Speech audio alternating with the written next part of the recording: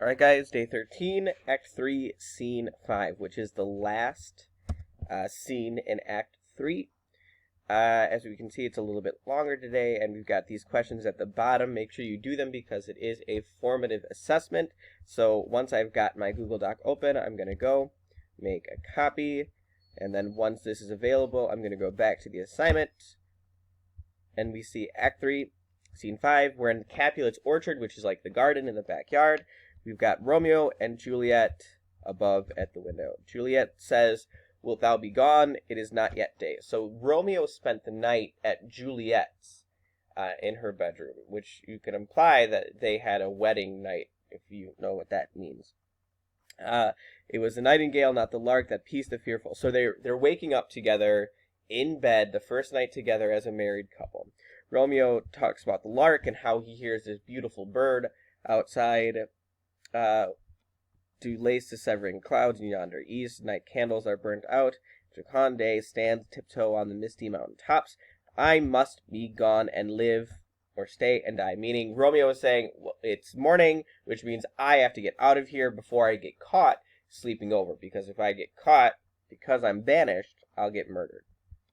Juliet says, the light is not yet day. I know it. It is somewhere meteor that the sun exhales. Juliet doesn't want it to be day because she knows that means that Romeo has to live. So what does Juliet want? She wants it to not be day yet. Romeo says, let me be taken, let me put to death. I am content, so wilt thou have it so. Juliet says, begone away, it is the lark that sings so out of tune.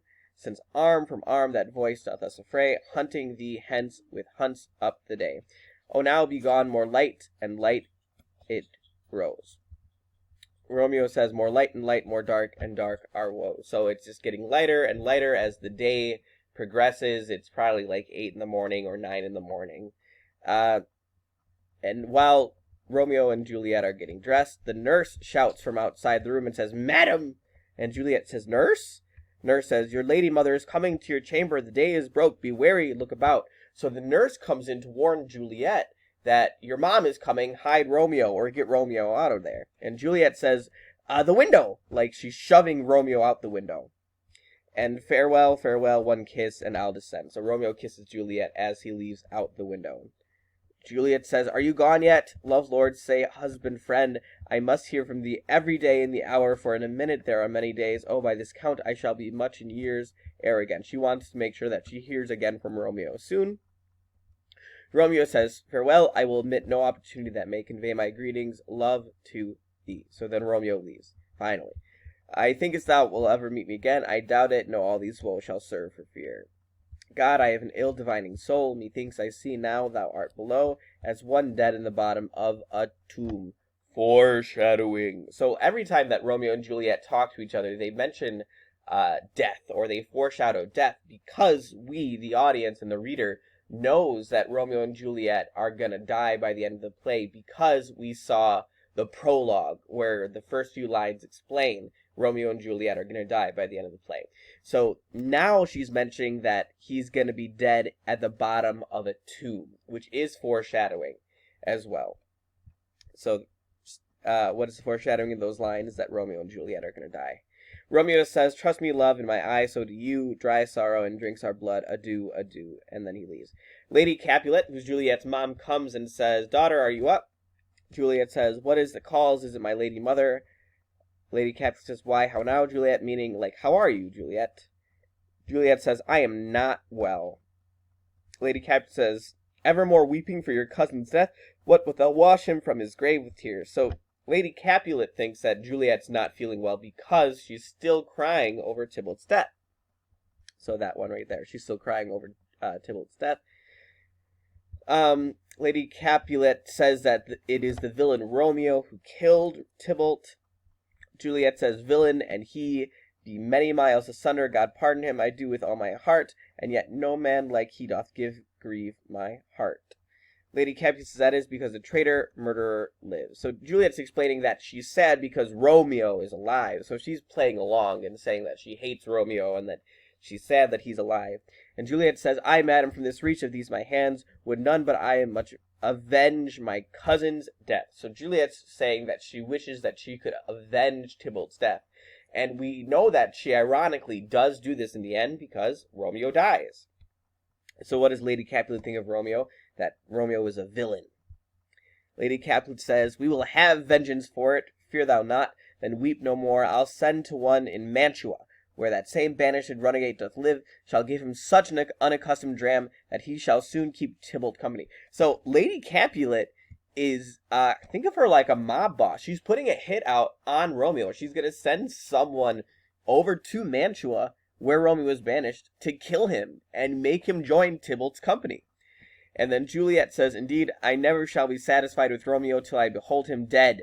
She's like, I will not be satisfied until I see Romeo dead. So what is Juliet pretending that she wants Romeo to be dead? Which, once again, is foreshadowing the ending of the play. "To bear a poison, I would temper it, that Romeo should, upon receipt thereof, soon sleep in quiet." So she's saying that he should be poisoned, which is also foreshadowing the end. I know you guys haven't read the ending yet, but it will all make sense.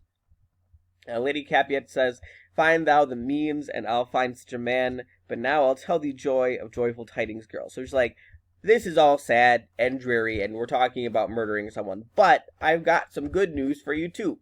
And Juliet says, "Joy comes well in such needy time." Like, she's really excited to hear these news.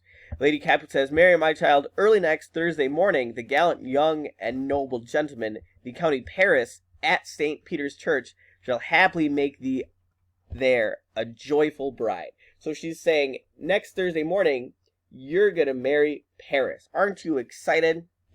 Juliet says, "Now by St. Peter's Church and Peter too, he shall not make me there a joyful bride." So what good news does Lady Capulet have? That she's going to marry Paris. And Juliet, like, is defiant. "He shall not make me there a joyful bride." Lady Capulet says, "Oh, well, here comes your father. Tell him so yourself." How does Juliet respond to this news? She is not happy about it. She is very defiant. Capulet, who is the dad, says, "How now? Like, how are you? A conduit girl, what still in tears, evermore showering? How now, wife? Have you delivered her to our decree?" So, like, Capulet comes in and says, "Wife," or Miss Capulet, "did you tell Juliet that she's going to be married next Thursday?" And Lady Capulet says, "Yes, I did, but she doesn't want any of it. She gives you thanks I with the fool were married to her grave." So she's like, she'd rather be dead than marry Paris.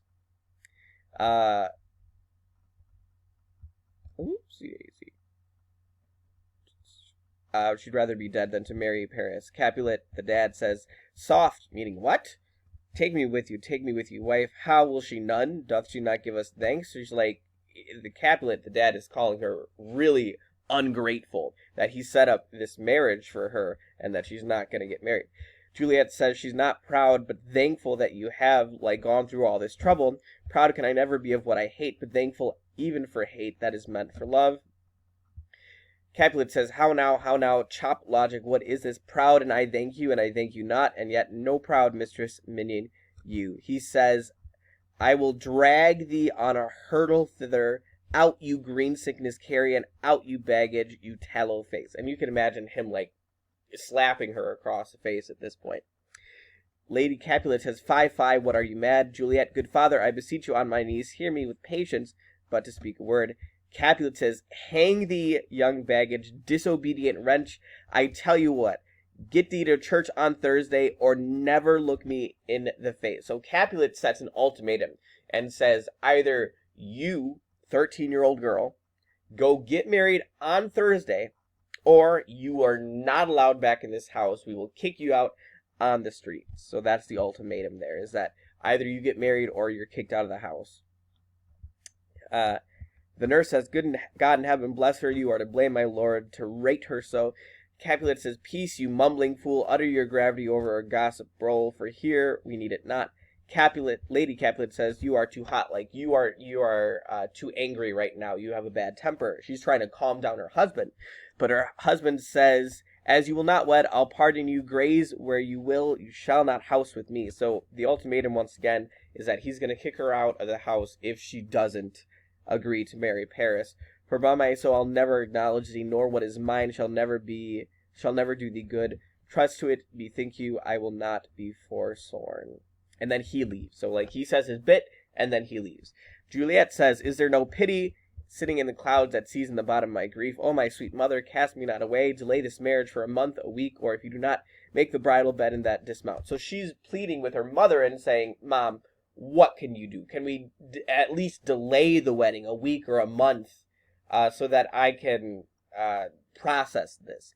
And really what she's thinking is she wants to delay it a week or a month so that she has time to probably run away and elope with Romeo. But Lady Cap says, talk not to me, for I'll not speak a word. Do as thou wilt, for I have done with thee. So even the mom is just like over Juliet. She's like, don't even talk to me. This is what it is. You're on your own. Goodbye. And then the mom leaves. Juliet says, God, O nurse, how shall this be prevented? My husband is on earth, my faith in heaven. What sayest thou? Hast thou not a word of joy, some comfort news? The nurse says, well, here's some more news. Romeo is banished. In all the world's nothing that he dares never come back to challenge you, or if he do, it needs must be stealth. Then, since the case so stands out doth, I think you best marry with the county. Oh, he's a lovely gentleman. So the nurse is saying, you know what? You want my advice. Romeo was banished, and he can't come visit you, so you might as well marry Paris. That's going to make everyone happy. So what does the nurse suggest? That Juliet marry Paris. And then Juliet's saying, are you speaking from the heart? Like, are you being honest with me? And the nurse says, from my soul too, or else betrow them both. Amen. What? Well, thou hast comforted me marvelous much. Go in and tell my lady I am gone, having displeased my father to Lawrence's cell to make confession and to be absolved. So Juliet says, how about this? You go tell my mom that I am going to go to confession with Friar Lawrence so that I can be ready to marry Paris. The nurse says, marry I will, and this is wisely done. So where is Juliet going to go and why? She's going to Friar Lawrence's cell for confession so that she can marry Paris. Juliet says, ancient damnation, O most wicked fiend, it is more sin to wish me thus forsworn, or to go dispraise my lord with that same tongue with which has praised him above compare so many thousand times. Go, counselor, thou and my bosom henceforth shall be twain. I'll to the friar to know his remedy. If all else fail, myself have power to die. So as soon as the nurse walks out of the room, she explains what's really going on. She's not actually going to Friar Lawrence so that she can have confession and get ready to marry Paris. She's going to Friar Lawrence's so that she can see Romeo again, and so that she can talk to Friar Lawrence about a plan to get her out of this marriage.